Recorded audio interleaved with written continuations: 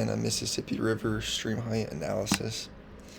I found from the USGS and the National Weather Predictive Service data that in New Orleans, the Mississippi River stream height floods at about 17 feet, and there's moderate flooding at about 19 feet, and there's major flooding at about 20 feet. In April 1922, there was a 21.27 stream height, which caused a massive flood that caused loss of property damage. In March 1916, 20 feet, same thing, lots of flooding, lots of damage. And there's the rest of those floods that you can see.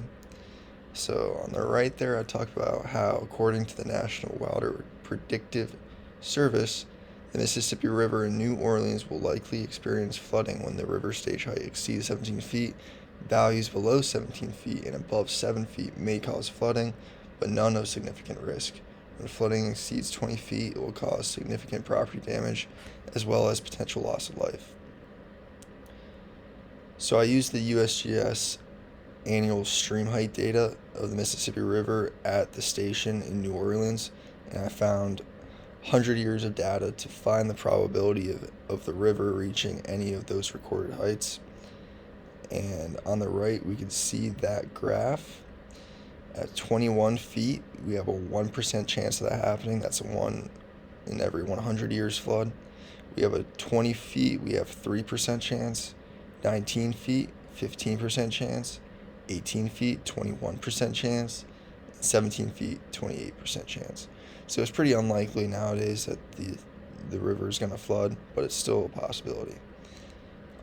This graph shows gauge height on the y-axis and probability of that size flood occurring each year.